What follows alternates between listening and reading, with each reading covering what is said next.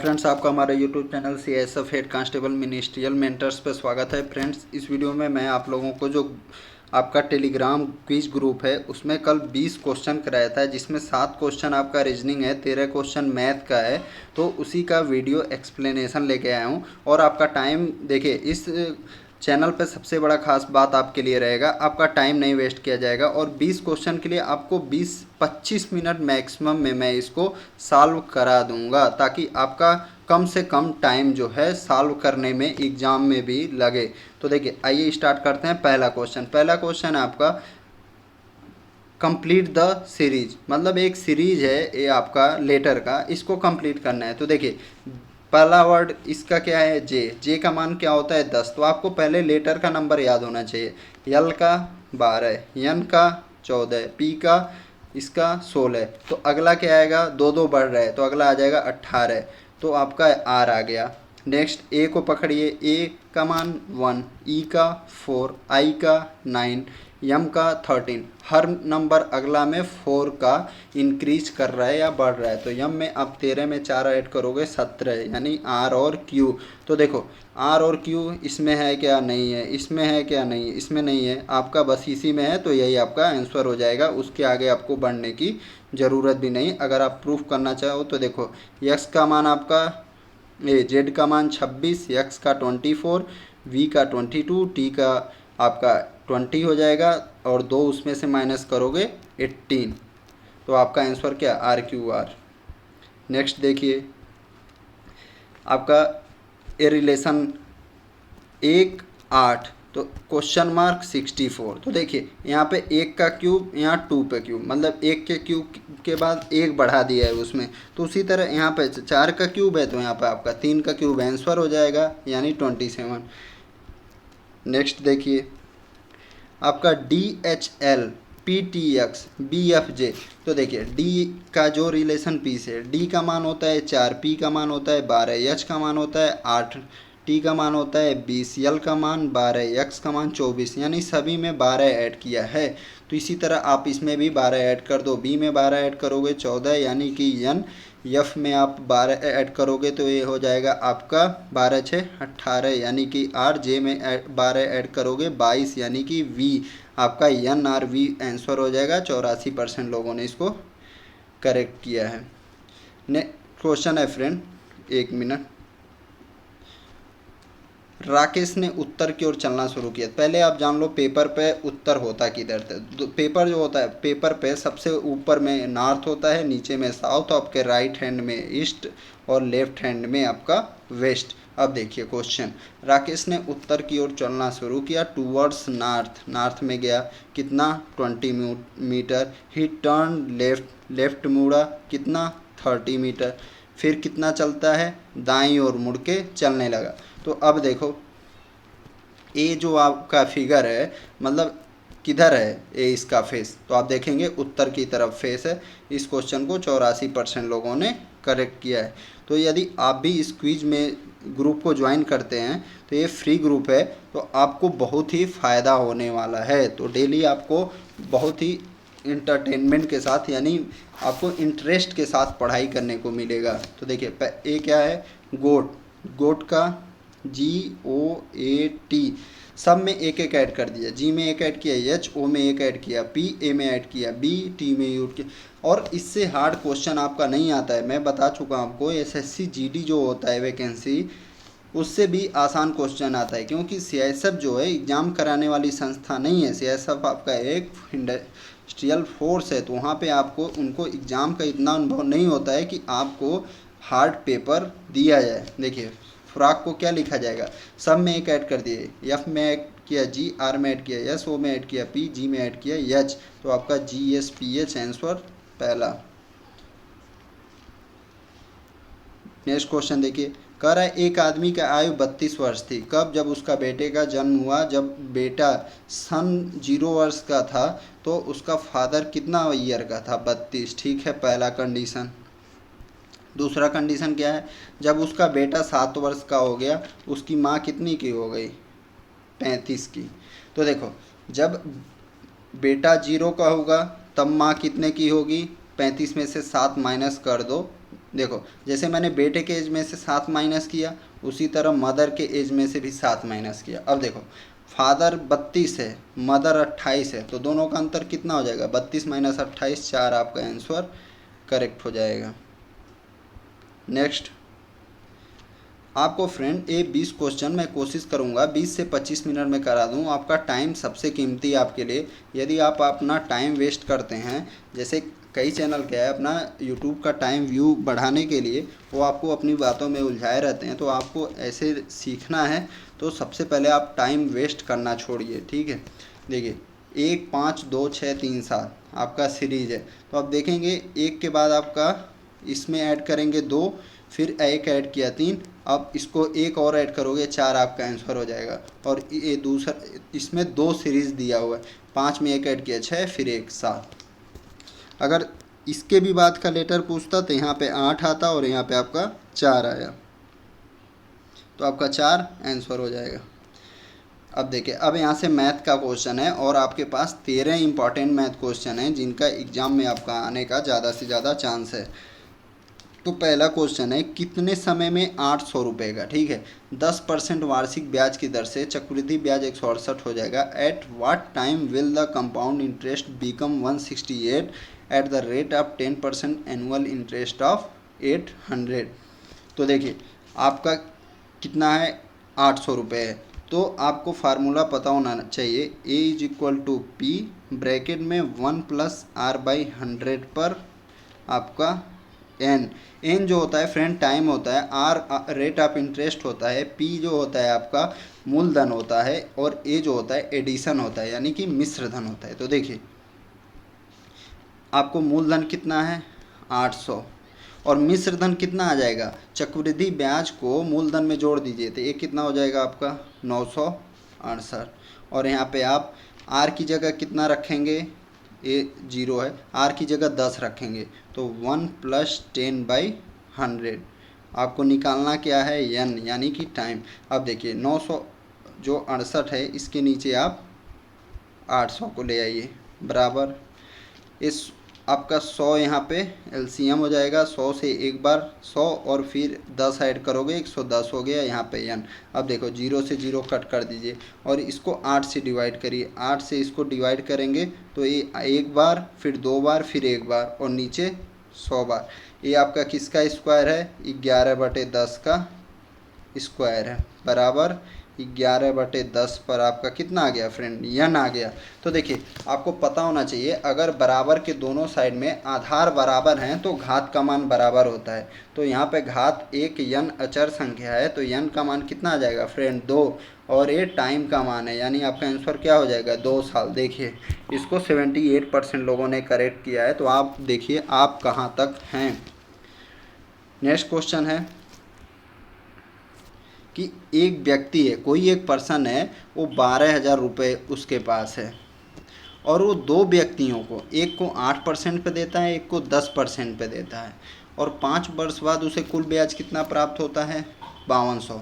तो पता करना है कि 10% पे उसने कितना उधार दिया। तो पहले इसके पास तो आप इस क्वेश्चन में क्या करेंगे, औसत ब्याज का दर निकालेंगे। औसत ब्याज का दर निकालने के लिए ये 5200 मूलधन, टोटल धन कितना है आपका 12,000, टाइम कितना है 5, और एवरेज आर निकालिए। 00 से 1 कट जाएगा, इस 0 से 1 कट जाएगा। अब देखिए 5 से आप इसको काटिए, 5 से काटेंगे 1 0 4। देखिए अब 2 उस 4 से काटिए, 3 बार 1 कटेगा और ये आपका 4 दूनी 8, 2 बचा, 4 6 24।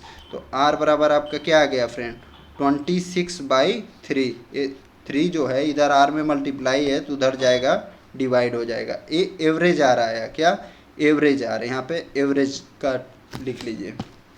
अब आप क्या करेंगे, आपका एवरेज आर आ गया यानी औसत ब्याज का दर आ गया 26/3। अब आप एलिगेशन मेथड लगाइए। पहला क्या है 8%, दूसरा 10, बीच में लिखिए आप 26/3। अब देखिए 26/3 में से आप 8 माइनस करिए, यहाँ पे कितना आएगा 3 हो जाएगा, और आप यहाँ पे 26 - 24, देखिए 26 लिखेंगे, यहाँ पे नीचे 1 है तो 3 बढ़ जाएगा तो ये कितना हो जाएगा 24, यानी क्या आ जाएगा आपका 2/3। और 10 में से इसको माइनस करेंगे तो कितना हो जाएगा 10 माइनस 26/3, 3 एलसीएम, और 10 3 30 माइनस 26 4/3। तो इनका अनुपात कितना आ गया 4/3 और 2/3 का, 3 से 3 कट जाएगा, अनुपात कितना हो जाएगा 2 और 1 का। अब देखिए ये 8% पे धन है, ये 10% का अनुपात है। तो आपसे पूछ कितना रहा है 10% वाला। तो देखिए टोटल आपके पास मनी कितना है 12,000, और आपसे पूछ कौन रहा है ए वाला। तो एक का मल्टीप्लाई करिए और दोनों को ऐड कर दीजिए, 2 और 1 को नीचे कर दीजिए, 3 से इसको करेंगे आपका आंसर कितना आ जाएगा 4,000 आंसर आ जाएगा आपका। तो देखिए इसको 68% लोगों ने करेक्ट किया है। नेक्स्ट क्वेश्चन देखिए फ्रेंड, कह रहा है कि संतोष एक साइकिल 720 में खरीदा। इसको कौन कैसे तरीके से करेगा ये नहीं पता, लेकिन जो तरीका बता रहे हैं फ्रेंड बहुत ही इजी रहने वाला है। ठीक है, 720 में खरीदा, उस पर छूट कितना कितना मिला, इसको मैं दो तरीके से आपको बताऊंगा। पहला है 20%, दूसरा 10%। तो देखो आपको 20% और 10% को एकल फॉर्म में यानी एक छूट के बराबर करना है तो क्या करेंगे -20 -10, और यहाँ पे माइनस माइनस का मल्टीप्लाई प्लस, और 20 का 10 में मल्टीप्लाई करोगे 200/100 कर दीजिए, डबल जीरो कट गया। और इसको आप सॉल्व करोगे -20 -10 प्लस 10, ये आ जाएगा -28, यानी ये 28% छूट के बराबर हो जाएगा, ये 20 और 10। अब सोचो आप 100% में से 28% आपने छूट में दे दिया, तो आपने उस वस्तु को अंकित मूल्य के कितना परसेंट पे बेचा 72%, और 72% का मान कितना दिया है 720। तो पूछ रहा है छूट के कारण उसे कितना रुपए का लाभ होता है, मतलब छूट का वैल्यू कितना है। ठीक है, तो छूट के कारण उसको छूट कितना मिला 28%। जब 72% का मान 720 है, यानी परसेंटेज का 10 गुना है, 1% का 10 गुना 10, 100% का 1000, यानी उस वस्तु का मूल्य कितना था 1000 था। ठीक है, और उसको छूट कितना मिलेगा 280। ये था आपका पहला तरीका। दूसरा देखिए 720, पहले कितना का छूट मिला 20% का, तो आप नीचे ऊपर लिखिए 5 नीचे 4। क्यों मैंने लिखा, ऊपर मैं लिख रहा हूँ 100, नीचे लिख रहा हूँ 80। फिर आप क्या लिखेंगे 10% का, ऊपर लिखिए 10 नीचे 9। आपको टाइम बचाने के लिए ऊपर 100 नीचे 90, तो डायरेक्ट मैं इसको 10 काटेंगे, ये 5 बार ये 4 बार, यानी 5/4 और 10/9। अब देखिए 9 से इसको काटेंगे 80 बार, 4 से काटिएगा 20 बार। आपका देखिए कितना आ गया मूल्य 1000 आ गया, और 1000 में से 720 में तो आपने बेचा है, तो आपका ये कितना आ जाएगा माइनस करने पर 280 उसको फ़ायदा हुआ। इसको बस 56% लोग ही सही कर पाए हैं, जबकि दोनों तरह से आप देखे होंगे कितना इजी वे में लग गया है। नेक्स्ट क्वेश्चन है, एक व्यक्ति ने एक घड़ी 605 में बेचा तो 10% लाभ हुआ। मान लो 100% का कोई चीज़ है, कितना का रहता है 100% का, 10% लाभ पे बेचोगे कितना परसेंट हो जाएगा उसका वैल्यू 110% है। 110% का मान कितना है 605, तो 100% का मान निकालना है तो 605/110 कर दीजिए, क्योंकि ये तो 110% है। और पूछ क्या रहा है आपसे 16% का लाभ हो तो कितना, तो आप 116 का मल्टीप्लाई कर दीजिए, क्योंकि 110 से जब आप डिवाइड करोगे तो तब इसका क्या आ जाएगा क्रय मूल्य आ जाएगा। तो देखिए 11 से डिवाइड करते हैं, 11 से कितना बार जाएगा 10 बार, और 11 से इसको करेंगे 11 × 5 = 55, 11 × 5 = 55। फिर 5 से इसको 2 बार, 5 से इसको काटा 11 बार, 2 से इसको काटेंगे 2 × 5 = 10, आपका 2 × 8 = 16। फिर 11 से आप 58 में मल्टीप्लाई करिए, तो देखिए 11 से 8 बार 88, फिर 11 × 5 = 55, और 8 आप जोड़ोगे 55 में तो 63। आपका आंसर कितना आ जाएगा फ्रेंड 638 रुपये, यानी 16% जब लाभ पे बेचोगे तो 638 हो जाएगा। इसको 77% लोगों ने करेक्ट किया है। नेक्स्ट क्वेश्चन देखिए फ्रेंड, कह रहा है एक व्यापारी है 120 पेन बेचने पर 20 पेन के विक्रय मूल्य। तो देखिए 120 पेन बेचने पर कितना, 20 पेन के विक्रय मूल्य के बराबर। तो देखो सबसे ध्यान देना है कि ये क्रय है कि विक्रय है और ये लाभ है कि हानि है। ठीक है, अगर विक्रय मूल्य है और लाभ हो रहा है तो आपको इस 20 को 120 में से माइनस करना है। और लिखना कैसे है, ऊपर लिखिए जितना पेन के बराबर आपको लाभ हो रहा है और नीचे 120 में से 20 माइनस करके और 100 का मल्टीप्लाई, 100 से 100 कट गया, आपका परसेंटेज लाभ कितना आ गया, 20%। अगर फ्रेंड यही कहता, मान लीजिए क्वेश्चन में 120 पेन बेचने पर 20 पेन के विक्रय मूल्य के बराबर हानि होता है, मान लीजिए दे दिया कि लॉस होता है, तब आप क्या करेंगे, चारों तरीका मैं आपको बता देता हूँ। तब आप यहाँ लिखेंगे 20 और आप 120 में 20 ऐड कर दीजिएगा, फिर आप यहाँ पे 100। तो देखिए ये कितना आ जाएगा, 100/7 आंसर हो जाता तब आपका। अगर फ्रेंड यही कहे 120 पेन बेचने पर 20 पेन के क्रय मूल्य के बराबर लाभ होता है। ठीक है, क्रय मूल्य के बराबर जब लाभ या हानि होगा तो आपको कुछ नहीं करना है, डायरेक्ट ऊपर 20 लिखना है और ये लिख देना है 120 गुणे 100, चाहे लाभ हो या हानि हो। लेकिन अगर यहाँ पे क्रय मूल्य रहेगा तब यहाँ पे न जोड़ना है न घटाना है। तो ये 4 तरीके से इस पे आपका क्वेश्चन पूछा जा सकता है। नेक्स्ट देखिए, कह रहा है कि प्याज के मूल्य में 15% कमी हो जाने के बाद एक ग्राहक को 340 रुपये में पहले से 5 किग्रा प्याज अधिक खरीद सकता है। ठीक है, तो प्याज का आरंभिक मूल्य पूछ रहा है। तो इसमें 2 तरह के क्वेश्चन रहते हैं, एक में जो है प्याज का आरंभिक मूल्य पूछता है और दूसरे में प्याज का जो बदला हुआ मूल्य रहता है वो पूछता है। तो देखिए कितना परसेंट, 15% की कमी हो रही है। जब आपसे आरंभिक मूल्य पूछेगा, इसमें मैं आपको 2 कंडीशन दोनों बता देता हूँ। मान लीजिए आरंभिक मूल्य भी पूछ लिया है और अब जब चेंज हो गया तो बाद का भी मूल्य। तो बाद का मूल्य के लिए हम क्या करेंगे और आरंभिक मूल्य के लिए, ये आपका फर्स्ट वाला प्राइस, ये वाला आपका सेकेंड वाला प्राइस। देखिए यहाँ भी ऊपर 15 रहेगा, यहाँ भी ऊपर 15 रहेगा। समझने के लिए देखिए क्या करना है, दोनों तरीकों के एक साथ लेके चलिए। जब आरंभिक मूल्य पूछेगा तो आप 100 में से 15 माइनस कर देंगे, यहाँ पे कितना हो जाएगा, 85।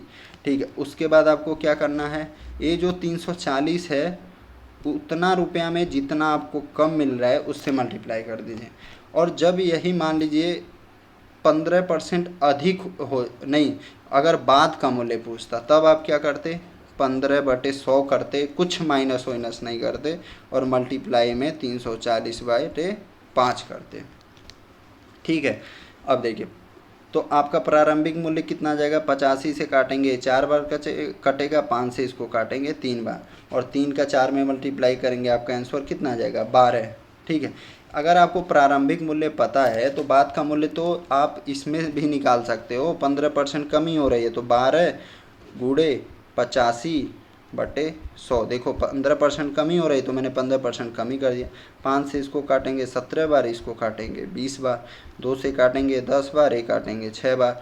तो आपका कितना आ जाएगा, 17 छक्का 102/10। तो आपका आंसर ये कितना आ जाएगा, 10.2। ये कब का मूल्य है, बाद का मूल्य। और इसको आप सॉल्व करोगे तब भी 10.2 ही आएगा। देखिए 5 से इसको काटा 3 बार, ये 0 से 0 कट गया, 34 का 3 में मल्टीप्लाई किया आप 102/10। देखिए तब भी आंसर आपका 10.2 आया। तो आपको बहुत ही इसमें क्वेश्चन में कंफ्यूज नहीं होना है। ये पहले का जब पूछेगा तब आपको ऐसे करना है।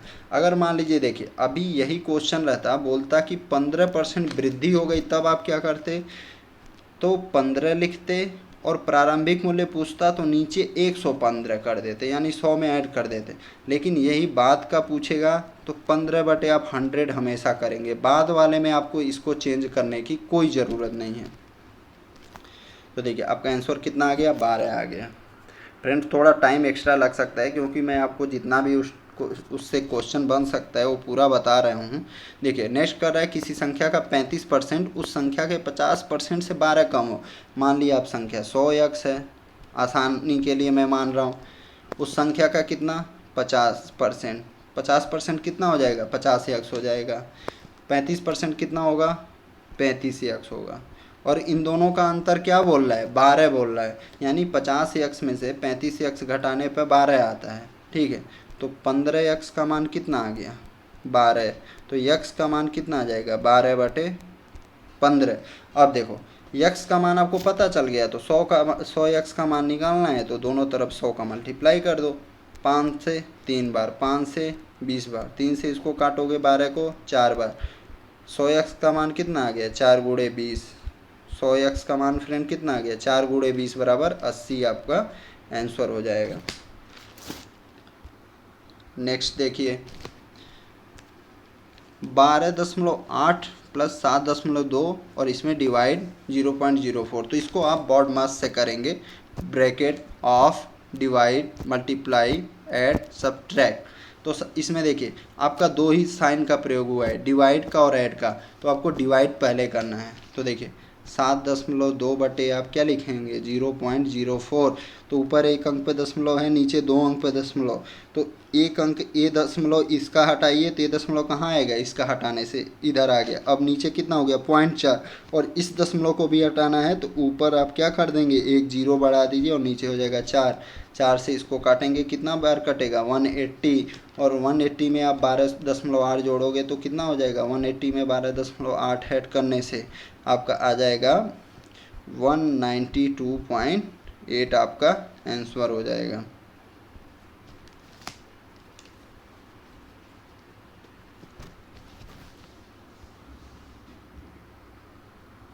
नेक्स्ट क्वेश्चन तब तक देखिए जब तक वो आंसर नहीं देता है।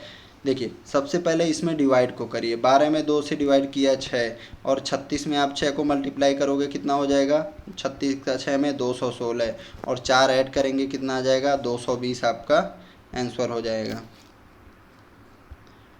नेक्स्ट क्वेश्चन कह रहा है कि 3 संख्याएं हैं, ठीक है, फर्स्ट नंबर है, सेकंड नंबर है और थर्ड नंबर है। कौन कौन है, फर्स्ट सेकंड और थर्ड। कह रहा है प्रथम संख्या दूसरी की दुगनी है, ठीक है, मान लिया दूसरा 1 है तो प्रथम कितना हो जाएगा 2। अब कह रहा है तीसरी की आधी है, जो प्रथम संख्या है तीसरी की आधी है, यानी तीसरी कितनी हो जाएगी, प्रथम की दुगनी हो जाएगी, ठीक है। जब पहला वाला तीसरा का आधा है तो तीसरा क्या हो जाएगा 4 हो जाएगा। अब देखिए आधा हुआ कि नहीं, ये 4 है तो ये 2 हो गया। अब देखिए मैं मान लिया ये 2 यक्स है, ये यक्स है और ये 4 यक्स है। अब कह रहा है तीनों संख्याओं का औसत 56 है, तो तीनों को ऐड कर दीजिए, 2 यक्स यक्स और 4 यक्स, तो आपका टोटल कितना हो जाएगा 7 यक्स।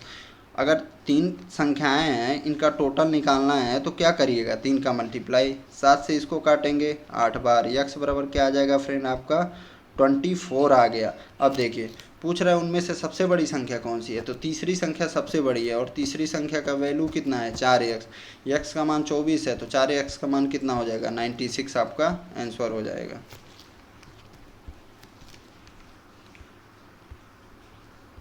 नेक्स्ट क्वेश्चन देखिए फ्रेंड, कह रहा है 30 विद्यार्थी हैं, ठीक है, 30 स्टूडेंट हैं और उनका एवरेज जो वेट है 45 किग्रा है। यदि बोल रहा है एक शिक्षक, पहले 30 आदमी हैं, वेट कितना है एवरेज 45, अब आदमी कितने आ गए 31, वेट कितना हो जा रहा है 46 हो रहा है, यानी 1 kg बढ़ रहा है, ठीक है। हर आदमी का 1 kg बढ़ रहा है तो टोटल अभी आदमी कितने हैं 31, और जो पुराना एवरेज वेट है ना फ्रेंड, एवरेज कितना है 45, और अब जितने आदमी हो गए तो हर आदमी का 1 kg बढ़ा तो टोटल वेट कितना बढ़ा 31। जो इतना वेट बढ़ रहा है उसको आप पुराने एवरेज में जोड़ दो, आपका आंसर आ जाएगा 76। तो ये आपका 76 आंसर हो जाएगा। तो देखिए 83% लोगों ने इसको करेक्ट किया है, और ये आपका क्या आया था 96 आया था, इसको 91% लोगों ने किया है, इसको 77% लोगों ने किया है, इसको 90% लोगों ने किया है, और ये आपका 69% लोगों ने इवनली करेक्ट किया है। ये आपका 289 क्वेश्चन देखिए, कह रहा है 75 तक के प्राकृतिक सम संख्याओं का औसत क्या होगा। तो देखो फ्रेंड जब लगातार कोई सम संख्या है ना, तो देखो पहला सम संख्या 2, दूसरा 4, फिर 6, ऐसे ही 75 तक जाओगे तो अंतिम सम संख्या क्या आएगा 74 आएगा, 74 आएगा। और इनके बीच डिफरेंस आप देखोगे, सभी के बीच डिफरेंस कितना का होगा 2 का।